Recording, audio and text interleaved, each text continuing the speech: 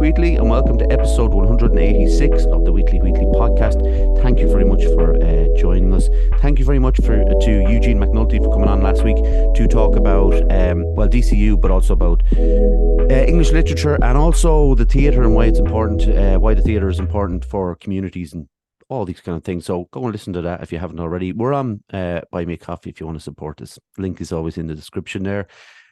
Anyway, let's get on this week. Our guest is an adult entertainer, and she is Bianca. How are you doing, Bianca? Hello, how are you? I'm very well. You're the third person. I was thinking about this today. You're the third person that has only one name in their kind of description. Yeah. And we had, I was thinking about the other two, and we had a guy called Asbestos, and he's an artist, but he doesn't like people knowing who he is. So it just reminded me of it. He wore a mirrored box on his head. So when I was talking to him, I could see the computer screen reflecting off the mirrored box. It was kind of a strange situation, but it was a really good chat. Also, if you hear gunshots out there, don't worry. There's just a guy who just shoots at birds that fly around his house. I don't know. I hear cats in here, but it's fine. Well, that's less dangerous, thankfully. How many cats have you got in the room? I have two. Are they your cats or just like the house cats? They're my cats. Oh, very nice. Could I ask you actually before we start, because we always ask the same questions. Yeah. What, like, I had Claire Griffin on a few weeks ago, and you know Claire from town. Tattoos. What do you think your tattoos kind of say about you? Do you think? You see, I guess for most people, they expect meanings on tattoos, and I was never really about that. Obviously, I have a few that mean something important to me, but I feel like I like to get on my body what I enjoy seeing in life. So art, kind of horror movies and all that stuff. So when I see nice arts and stuff, I love to have that on my body because, it's going to last forever. And then I look at it every day. So, and also it looks really cool. Yeah, I agree. And I think the reason I ask is somebody asked me about your tattoos, because they I guessed horror films. I'm a big love horror films. So I was kind of guessing that that's where they come from. But this person didn't really know. And they were saying like, who's the person on the arm and all this kind of stuff. And I was trying to answer the questions without getting a chance to actually ask the person who has the tattoos on them. But now I know that they're a reflection of what you're into. And that's what it should be, I suppose. Yeah, that's what it is for me, really. I think so. So the questions we always start with, Bianca, could you give us a short history of your upbringing, please? Yeah, so I was born in Brazil with really nice, supportive parents.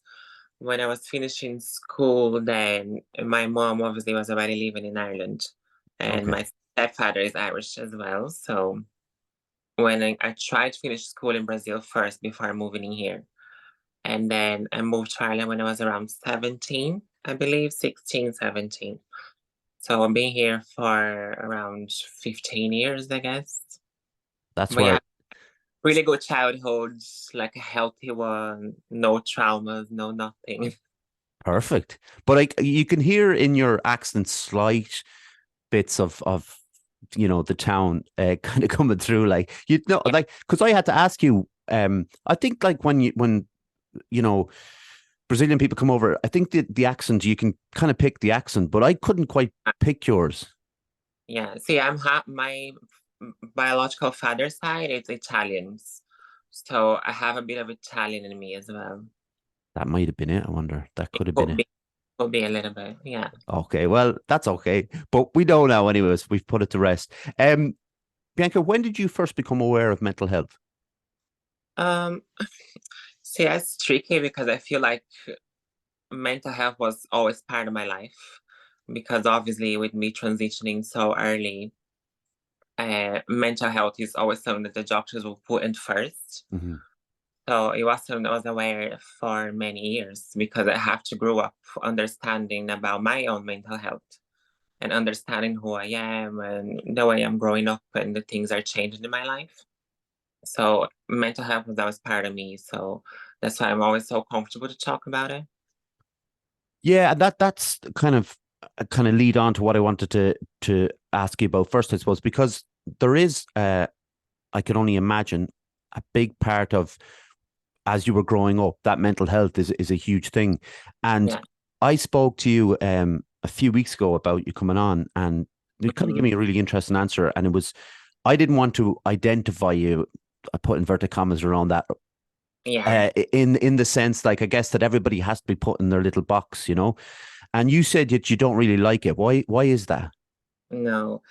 I don't know. I feel like when people ask me about how they can identify me, it's like I feel like I worked hard enough to look the way I look Hmm. today. I had to I had my own little fights in my head to look the way I look today, spend a lot of money to look the way I look today.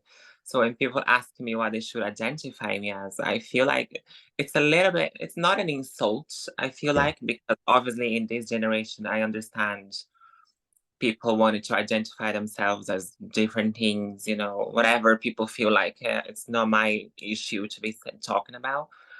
But I feel like I have that image of a person that looks like a woman. Hmm.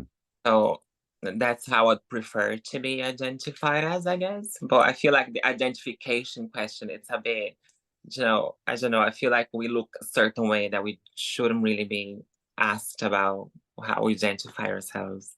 If you get it. I don't know Yeah. if I can say myself in a good way. No, no, I understand that totally, and I like that is the point of, like, you mentioned your generation now, and they might like identify differently.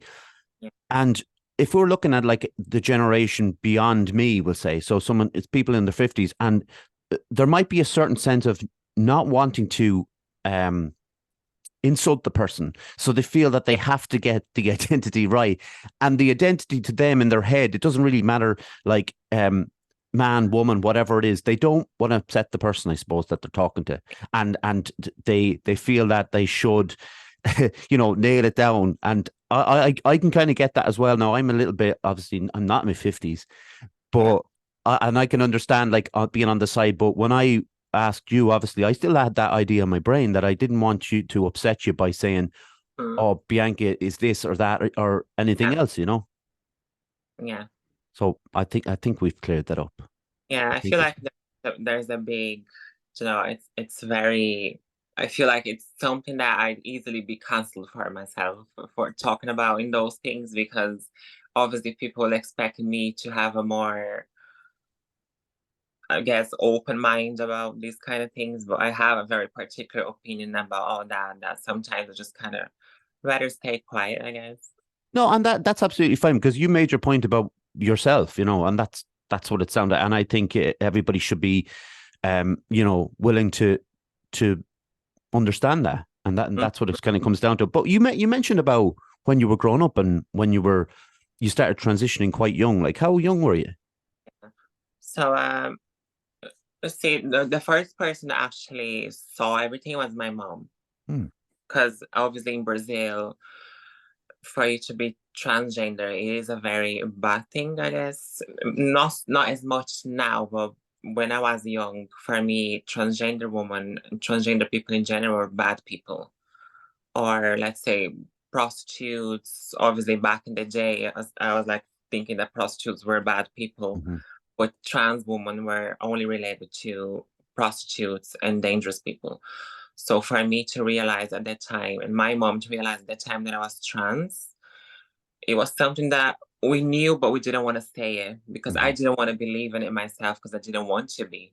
Like for me, it was something wrong, and for my family in general, it was something wrong as well. But my mom, them, she kind of knew how to direct me in the right direction. Let's say she knew how to make me feel good about it. So when I was about 14, 15, then I started to kind of change my style, experiment with going different places and meeting new people. But I was very innocent back then. I feel like I could have done better at that time as well, understanding things. But I feel like, yeah, I started really young but I was an innocent young person. Yeah, fair enough. But because I would have, met you a few years back in stuff. Met you's a bit like, we would have come across each other. You were working in town at the time, and you've always struck me as someone who's very confident. Would you say Hmm. that? Would you say that's a fair assessment? I am very confident. Obviously, I could be more confident sometimes, but I am very confident. I always felt that way. I always felt that like you because confidence can come across in different ways. I think some people's confidence comes out of their mouth, and they can kind of put it across. But I think a lot of people's confidence can be seen. You don't have to be a body language expert to see the way someone's holding themselves or the way they walk and things like that. And that's what I always felt about you, that you stood very tall and you were very proud of who you were, which I think it's, you'll know as well as I do and anybody else. I think it's hard thing to be. It is. I feel like it is. And you think would you agree with my assessment? You've always carried yourself nice, tall and confidently. I do, because I feel like it's the only option, it's the only good thing we can do about ourselves.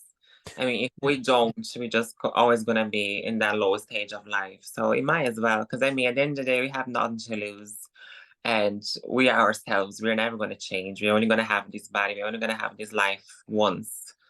So we might as well just make the most out of it and be ourselves, I guess.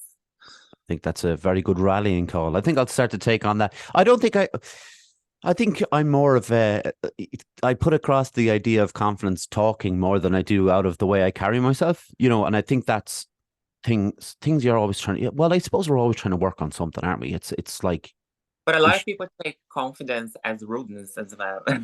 yeah, there's that kind of the borderline idea of confidence and arrogance. And Hmm. we've all met the people right in the middle there, I suppose, but I don't think, I think I get to a point where I might feel, well, maybe I'm being a bit arrogant, and then I pull back. And I think, that's a kind of a good way to be.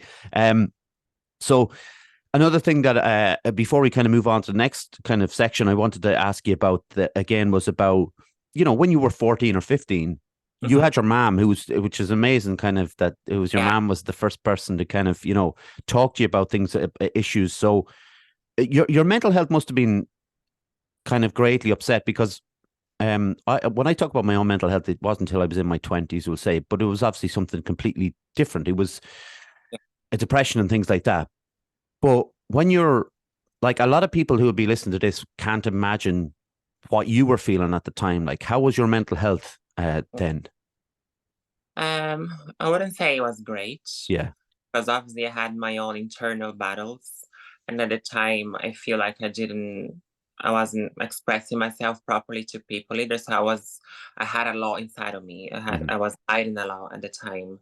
And obviously, I have a big family on my father's side. They're all like macho men, and it's very traditional families. So for me to kind of get myself into it was very hard, because I wanted to say things that obviously they didn't agree on. So I had that very internal Yeah. mm, bad feelings for many years actually. And it was only when I started a proper medical treatment, that's when I got to understand about having a therapist and talking to doctors and all that, which helped me a lot. But I held a lot inside of me for sure, which didn't help. Hmm. Obviously, you know, I'm here now.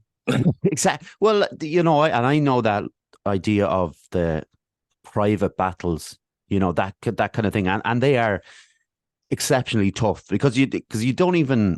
Now, I've tried to talk to people before who have approached me about their own mental health because they know I talk about mine, so it's fine for them to do that. And it's just about talking to someone. Like, therapists are brilliant, and I've gone through a lot of therapy, but sometimes it's just like a loved one or someone you really trust, that's the person you need to talk to. I think that's Hmm. a huge thing we always have to get out. That message out, that it's all right to chat to people, and it will take that weight off. Like, if you're angry about something that happened at work and you vent to a friend, I do think that lifts that anger because they can kind of rationalize a little better than you can. So I just think, like, I can't imagine what you went through, but like you said, you're here now, and that's all that matters. I noticed that a video around, I don't know if saw it last week, a video went around that lawn of these guys in town protesting transgender people. And, I wasn't in town. I was, out here, and I saw it on wherever it was, Instagram. But I saw this man in his car. Did you see that? You probably saw this video. No, Uh, I definitely didn't. I saw a few pictures of it, but I kind of ignored it. I was like, oh, whatever.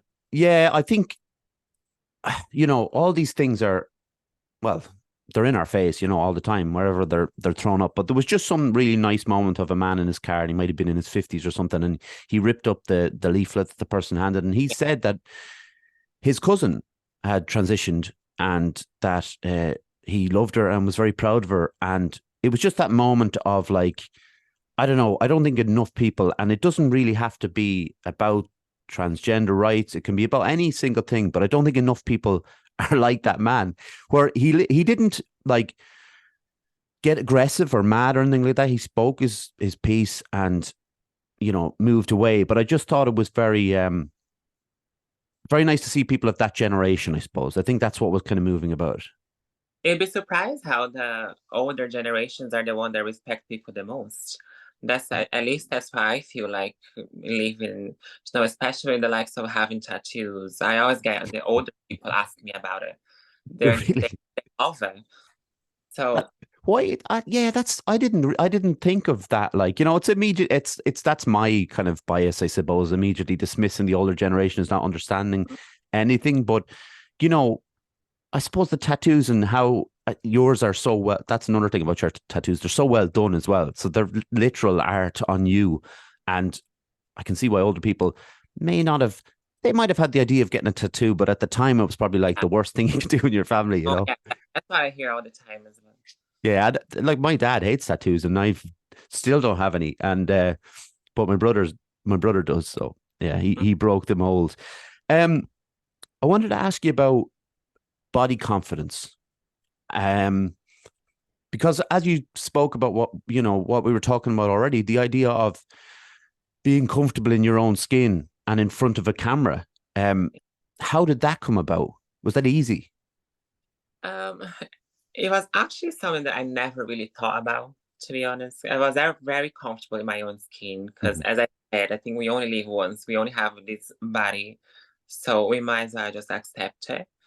But I've always loved attention. That's a fact. I always liked attention. So then, for me to go on camera, get attention, do what I want to do, and Mhm. get out of it, and meet new people, travel new places, for me, it sounded like a great idea. Oh yeah, So yeah, and like you, well, I asked you about like porn and stuff like that, and what you do, yeah. and you said money, sex, and attention are the three things you like, and that's what you're getting. And I thought, well, that's about as honest an answer as anybody's going to give me. I feel like that's the main reason for everybody, but not everybody would say it. Because let's be honest, I think the majority of people that are on the highlights of cameras and they obviously they have to like some sort of attention, I guess. And you're making money out of the attention. So if you show people that you love getting it, then obviously that's a positive for me. And that's the thing. We kind of hit the nail on the head there. We all do love attention in certain ways, and I think Instagram in itself, but there's other things as well. But Instagram shows that we all like. I take photos here for the podcast and all that. Like, I want people to see it so they'll go and listen to the podcast. And again, that's a form of attention, obviously, with the people I talk to, but myself. Um, but how did like where did the idea of actually porn come from, though? See, I've always liked him. So Mhm. in my early 20s, I used to do webcam model for a while. It was nothing serious. Again, at the time, I was looking for attention. And I got the attention there. And then I realized that there's actually a business as well. You can get money from this. And I started from there. And obviously, after a while, I stopped because I was just a silly young person. I didn't really think about the business side out of it. Mhm. And then obviously life happens, new jobs, and then I got into a long-term relationship at the time as well. But it was always in my head. It was just always something that I loved. So I feel like I always felt like I would come back to it eventually. And then I did, of course, in the beginning of the year. I think that's. I wouldn't say it's like shocking for people anymore because I think it's Yeah. more, it's not like maybe even I was going to say the 70s, but even like back into the 90s where it wasn't as talked about and as open and things like that, and probably not as easy a route into it, I guess. And I know what the shoots that you do are professional level shoots, like, because there is other stuff that people do, amateur things, and they can film, they Yeah. can put them up on their phone and stuff like that. So it's a professional thing. So when for you then, when you are going into these shoots, you obviously you travel for most of them. Yeah. And then do you, how does it work with regards to, I was gonna make a joke there, but I won't make a joke. But how does it work regards knowing the person that you're going to be on camera with, or the producer, or how does that come about?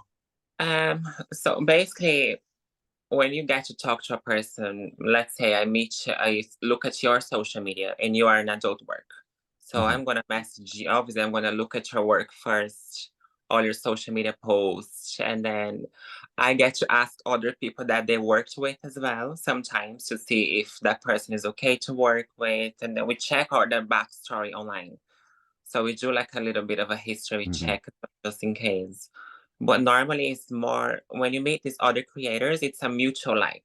Yeah. So they're gonna like my work, I'm gonna like their work, and somehow we're attracted to each other as well. Sometimes that can be an attraction thing too. And then we Mhm. decided to work together. But then obviously we're also talking about doing full STI checks. Mhm. So you need doctor certs, you need all your vaccines, you need to be taking all the precautions, is that the word? Mhm. For everything. So there's also contracts, paperwork, there's IG pictures. There's so much behind the scenes that people don't realize there Yeah. is. I think what's come out in the last maybe 10, 15 years, and I read some essays about this, about the porn industry, and listened to some podcasts about the porn industry as well, which are fascinating to someone who hasn't been inside it, and who Mm, as I didn't realize all of what you're talking about. But I think what's come out in the last 10 years is the element of safety now, which has come about. The yeah. idea that, you know, when this wasn't around, what was happening over in the state, obviously I'll say the States, but many countries, Mm-hmm. that some of the people were being abused, and there was stuff going on behind the scenes that wasn't consensual. And even though the person felt that they gave their consent, um, Mm-hmm. it's great to hear that it's so much more professional now, I suppose, and that those background checks are there. But I mean, accidents is still gonna happen. Yeah. You obviously, there's always gonna be a bad experience. You're gonna work with people that you didn't like to work with. Mm-hmm. So, you waste a lot of materials and money sometimes because you travel to work with this company or this person, and that person didn't end up to be who you thought they were. Mm-hmm. So, but that will happen. That's kind of like any other job. You're just going into something you're not expecting. Every day can be different. That is true. When I go in to work, Mm, I do jujitsu, and sometimes people beat the crap out of me, and I'm not happy about it. But that's and then other times I beat the crap out of them, and it's like that's the way it works. But it You is, learn, you learn from the mistakes. That's how yeah, it works. that's exactly how it is. And that idea of sharing though as well, like that, if you did have a bad experience and someone asked you about a certain person, you'd at least be able to give your point of view Yeah, across, and maybe that can be avoided for someone else down the line. Something you told me the other day about editing. So you edit some of your videos, yeah? yeah, most of them. Okay, so I'm going to ask you this because, right, so I know people who take pictures on Instagram and whatever, and they edit the life out of them, and they put up, like, what are they called? Filters. Yeah, that kind of stuff. When you're looking at yourself, is there moments where you're going, "Oh, that's a terrible angle," or Yeah. do you have to, like, Oh, for literally? sure. Yeah. Okay, so it's quite a tedious job then, I'd say. Yeah, it is because not only you're having to watch yourself having sex, Yeah. for a lot of people it could be weird. I got used. I'm used to it. I don't Yeah. mind watching and watching again. But not only have to watch the whole thing again, but then going through the editing, and then sometimes there's an important scene where you can't cut it off. Mm. You don't look great on it. So that sometimes you just kind of have to forget about it. And then today, sometimes you don't like yourself on that part, but other people will. Yeah, that's the hard part then, I suppose, is it? Yeah, Because I I don't do it anymore. I used to edit this sometimes, and, like, even listening back to my own voice, even though I'm used to it now, I didn't like it at the start, and I'd like, why do I sound this way? And mm, I'd be less concentrating on less concentrating on my guest than on yeah, myself. So I'd be thinking about I should take it out here, or swap this around, swap this around, when it really is about sometimes the listener or the viewer that we should be thinking about. Yes, for sure. All the And time. when you like, because I think about, is there like negative effects to it, apart from the fact that you've had, maybe you've had experiences like that you didn't enjoy and the person wasn't who they were. Can there be like negative effects to your mental health with it? Definitely. Yeah. Mm. Because I mean, at the end of the day, it's your image out there. You're gonna get haters, you're gonna get people commenting on things that you never thought about thinking before. You're gonna get a random person talking about your nose. Yeah. And then in your head, I never thought about my nose. Yeah. But that person saw something that I never imagined about myself. So you can't, I feel like for you to get in a job where your image is out there, you have to have a really, really good mental health. Because if you're not strong up there, there's no way that's gonna work. Because not only gonna see things you don't want to see, but you're gonna listen to a lot of things you don't want to listen about. So, and also, and that's not even talking about judgment from other people as well. Yeah, and that look, that's the other side of it, I suppose. Like, because we talk about negative effects with your mental health and people picking on certain things, and like, I know, obviously, I follow you on Instagram, so I could see what you put up, and you've obviously have to be censor yourself on that, like, to Yeah. what you're going to put up. But then you put up the links to the videos if people want to go see the videos. But I can imagine that there's always this certain amount of snarky, like, comments about yourself, but also, is there the other side of it where people think, like, because you do what you do, that you're game for anything, that, like, they Yeah. can get, which is yeah, okay. Yeah. But there was one that, and the reason I brought it up, there was one in particular, because I would say you're not afraid to highlight the people who maybe overdo it with their enthusiasm. No, I put them out there. I don't care. And but that's a good thing, because I do think that it's not. It's interesting what you said earlier on about, like, prostitution, because that is something that people have linked porn with, to prostitution before. Yeah. And it goes to the mindset of that person, that because you're doing what you're doing on screen, that well, then I'm definitely going to be able to be with her, that Oh, idea of, like, I'm how could she turn me down, kind of a thing. yeah. People think everything could be there for free. Yeah. I feel like people think we are on this horny craze 24/7 because we do porn. Yeah. So they expect you to be talking to them sexually for all day. You Yeah. know, they, we don't have a normal life. I go out shopping for coffee as well. I have my friends, I have my family. I can have chats with my mom, and people be thinking that constantly we are working 24/7, which is not reality. Yeah. Like, I work 9 to 5, and for me, it's the same.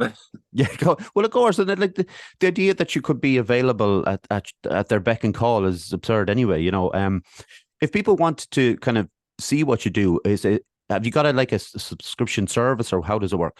And so basically, I leave all my links associated to one on my Instagram. Usually Mm-hmm. have that talk as well, but I have all my links. Let's say Instagram, TikTok. I have a full explicit Twitter page as well, where people can see trailers and all that from videos, movies, whatever. But mainly Instagram. But it is a subscription rate. So I think with OnlyFans, it's subscription only. Mm-hmm. So I mean, you pay monthly, or you pay, let's say, a 1 month off, whatever people feel like it. And then I have the likes of Pornhub, and then other web platforms where people can buy separate content. If they don't want to buy a whole subscription, you can buy just one movie or two, Mm-hmm. whatever. So It, with the Pornhub, because that's another thing that's been in discussion with the porn industry, that there was a worry that Pornhub was going to ruin the idea of paid porn, that people wouldn't have to pay for it anymore because it's all up there in clips and stuff like that. yeah. With you going on Pornhub, is that like, because I'm not going to say I have never been on Pornhub, that would be a damn right lie, but is there a subscription part of Pornhub, and then there's just a regular where you can just go in and look at clips? So basically, Pornhub changed. I Okay. think a few years ago. Now you have to be verified models to upload on Pornhub because of the whole issues with human trafficking and all Mm. that. Years ago, they came out about porn websites. So you have to be a verified model for Pornhub. Not only you, but the people you're working with on the videos, you also have to make sure you have paperwork for them. But Pornhub, you can subscribe as well to models. You can pay them separately for that. Oh. But with Pornhub, for me, it works more like a promotional platform. So I can upload some free content in there. But obviously, I'm only showing you a little bit Yeah, of course. Yeah. that I have. So I can upload a few free videos in there, but in expectation that I'm bringing those people back to my paid pages. So for someone who said you weren't great at business, you're a businesswoman now, like through and Yeah, through. yeah. And I thought it was easy. And when I started this, I thought it was easy because when you hear girls saying, "Oh, I'd love to open an OnlyFans, I'm gonna post Mm. features and I'm gonna make a lot of money." It's not like that. I thought it was like that, but it's not like that. Is it very difficult to do? It's very difficult. And why do you think they make it so difficult? You'd think as a business in itself, they try to make it as easy as possible, or is it more to do with the fact that they have to be very careful who is obviously opening pages on it? I think it's a bit of everything. Yeah, Like not only they're going to make it a little bit hard because they want to make it safe and they're right. And then yeah. you're also thinking about, you need to pay. They also take their percentage. So you're losing a lot of money, but obviously you're using their platform. So you have to pay them somehow. But you're losing that money. You have to think about your taxes as well. 'Cause Hmm. let's be honest, everything is taxed. So people be saying that sex workers don't pay tax, but they all do. Yeah, and I think that's the other thing. People do forget with things like putting when you put your stuff up there on OnlyFans, for instance, they forget that you actually have to pay the money to OnlyFans as well. It's the whole thing of like people don't imagine that I have to pay Zoom, but if I have more than two people on, or yeah, more than two people on, I have a subscription membership. So Yeah. there's always something like these Zoom didn't just set up for free so that we could all just chat to each other. Oh, yeah. There's loopholes in everything, and we need to be kind of aware of it. Hey, Yeah. I don't think there's anything free out there that people be thinking that we get it all for. No, there's nothing for free anymore. So what's then the end goal for this? Is it like, are you happy with what you're doing at the moment, or as you're always constantly thinking about the next kind of step? Um, with what I'm doing now at the moment, I'm really happy. Okay. I'm doing what I love to do. I'm doing what I've always loved. I wish to be doing as well, which is great. But I'm always thinking ahead. I'm always trying to go bigger. Mm. I'm always trying to change myself, rebrand myself. I don't want to stand at the same spot and be stuck at the same thing because for me, it gets boring. Mm-hmm. I feel like, especially with sex work, there's many ways you can go. So there's many ways for me to try. So I'm always trying the ones that I'm either interested or where I see the most money going. Mm-hmm. Because let's be honest, I'm thinking the most about money as well. Of course. I mean, it's Oh, not, yeah, it's not all what it's about, but it's definitely, a major part of it. Do you think yeah. you'll have to eventually move to kind of get to that goal? I feel like eventually I'll have to Yeah. because I feel like for work now I'm always traveling, mainly in the UK, which is where I shoot the most or do collaborations the most. So let's say I go there a few times a year. I'm going actually in a few weeks again. So maybe I will move, but to Mhm. be honest, I'm happy in Ireland. Yeah. My friends are here, family. I don't mind traveling. And I feel like for me, this is my safe space as well. I feel comfortable here, Yeah. so Is there much of an industry here in Dublin, or let's say Dublin, but in Ireland in general? a few people for sure. Okay. A few creators around the place. But it's definitely not as big as other countries. Like Yeah. if you're comparing to the UK, it's definitely not as big. No. Yeah, I can understand that, but it's there's so many, and we're held back by our Catholicism, so that might We be. are just quite close-minded here as well. Yeah, that is true, and again, living, I guess where we're living, it's not. I suppose people probably give out to me for saying Dublin is a bit more open minded, but it's probably not. I don't really know. I don't. I I don't want to start a row between counties. you Which know, what should you people say? People just think because it's a big city, people are Yeah, going to be more accepting, but it's not true. really. No, I feel like it's the same everywhere. Yeah, I suppose it is. Yeah.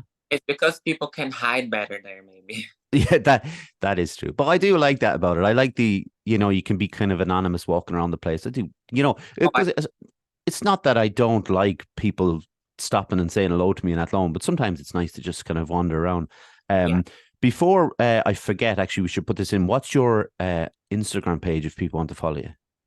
My Instagram, it's bbratx. Yes, So BIBIBRATX. And that excellent. handle for all my social medias pretty much. Glad I covered that bit. Very important. Um, so another thing again about this whole thing about people having to go at you or people being mean online, has it helped you develop a kind of a thick skin? Yes, for sure. Really? Can Yeah. you teach me how that works? I actually don't know. And it's funny because I feel like because of all that, I've created this barrier in me where people think sometimes I'm rude. Mm, As I'm gonna be walking on the street, I'm gonna have my face on me. I'm gonna have my resting bitch face. yeah, Let's put it that way.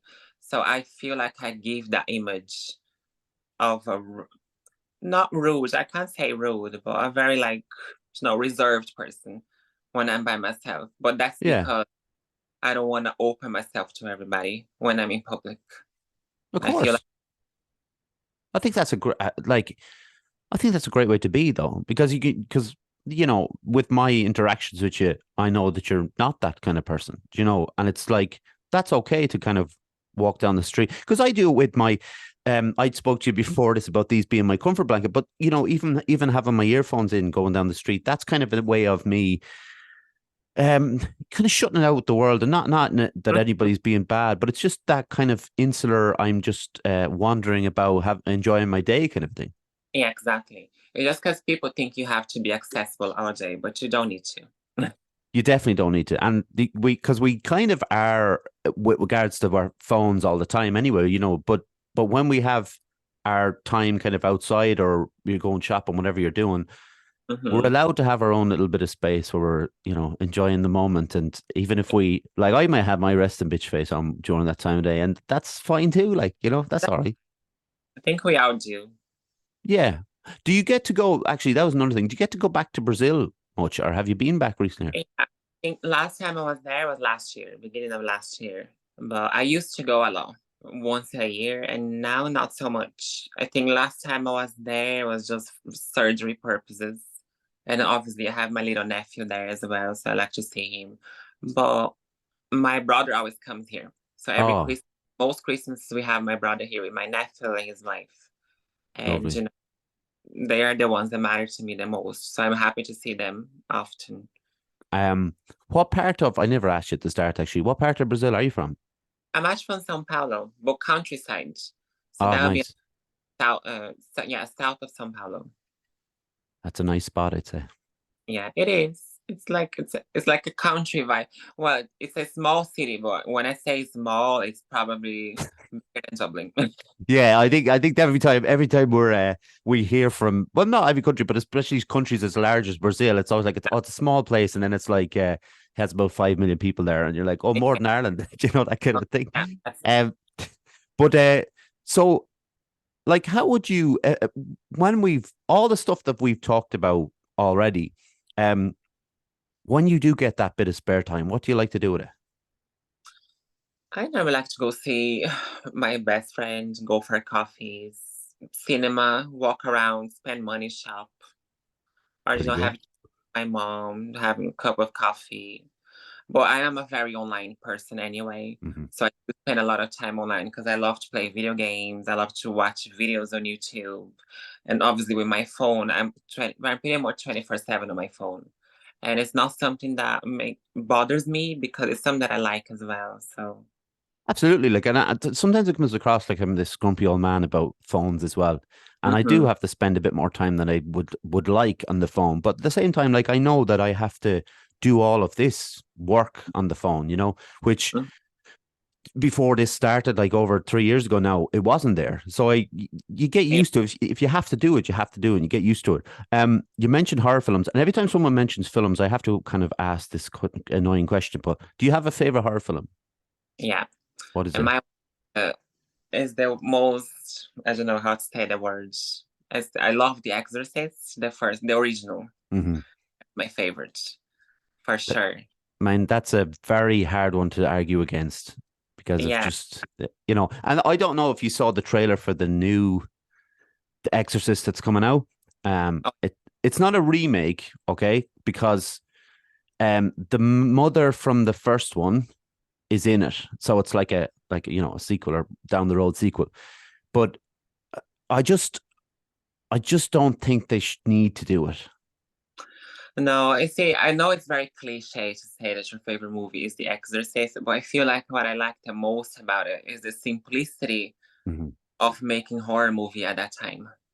And there's no such thing as computers back then to make huge effects. Everything is handmade. It's makeup, it's acting, and it's actually really scary. I still get scared by The Exorcist because it gives you that anxious feeling while you're watching it because it's so real. And it took them so long to shoot certain scenes. They put work on it, and I feel like that's why I like about it the most. I think I agree with that. I think the practical effects, but the idea, like when the Regan is walking down the stairs backwards. I mean, because Yeah, if they did that now, you'd be like, well, that was, special effects and CGI and they did it. But then you're like, well, they got a contortionist or whatever they did to get it, to get it yeah, done. And it does make a hell of a difference. Like I think it's a brilliant film. And I like my favorite film critic, Mark Kermode, that's his favorite film of all time as well. Like, and he's never shy about like coming out and saying it. yeah. My favorite one is Halloween, Oh yeah. because again, it is very, very simple. It's not, it's a guy in a suit walking around, like a boiler suit, walking around with a Yeah, mask on, and it's terrifying. it is terrifying. And people think it's cringe, the old horror movies, but I love them.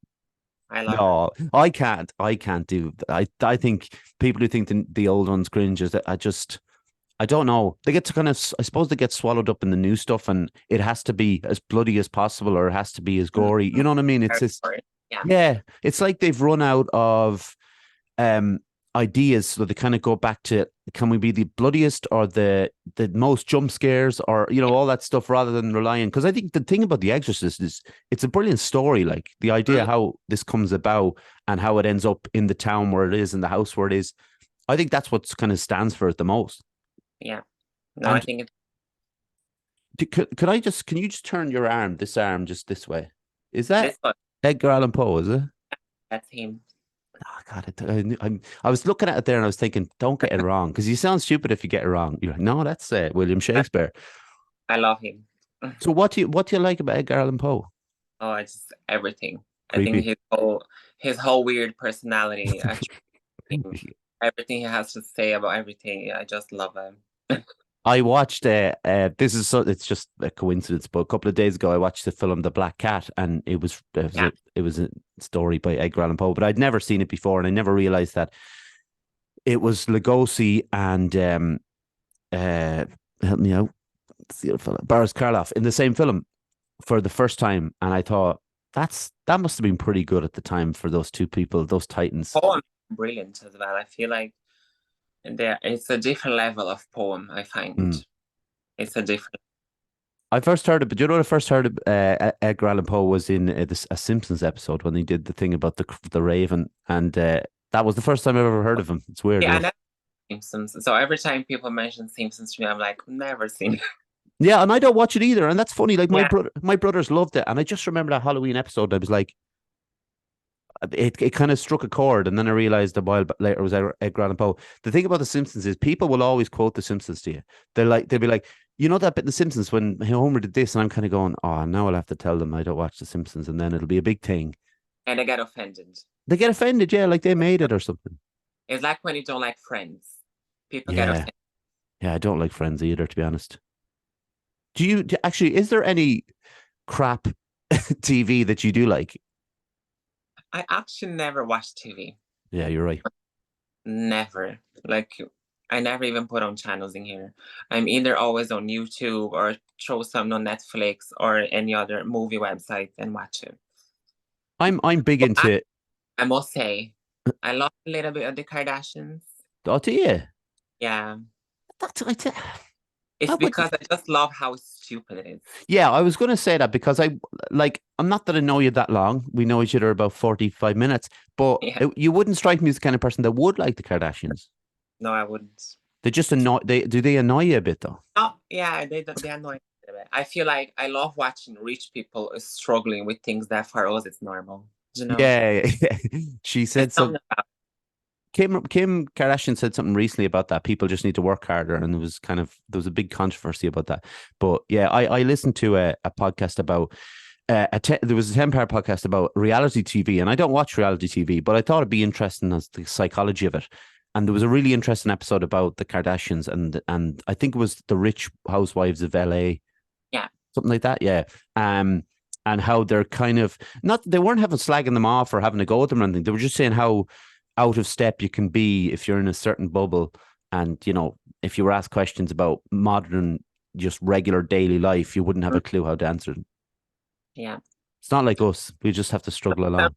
Nice to watch a few stupid shows, you know. I mean, I I think it's all right to watch some crap now and again. Like I'll watch some films when I'm putting them on and I know they're not going to be good films, For and sure. it's just a sense of like, and even sometimes I put on, like we were saying about modern horror films, you put them on, you're like, I know this is going to be terrible, Yeah. but it also gives you the time to, maybe you could have it on the background, maybe do something on the phone, on the laptop, whatever you're doing. I always leave in the background. Yeah. I put it on the laptop, I leave it running, you know. If it gets interesting, I watch it. I have to ask you about, you went to see Barbie, didn't you? Yeah. Did you like it? It was okay. I mean, I'm not gonna say it was bad. I liked it, but I feel like it gets boring. Did you dress in pink for it? No, definitely not. I'm only messing. I know you did. But I saw a lot of them wearing pink, and I was like, whatever people want to do.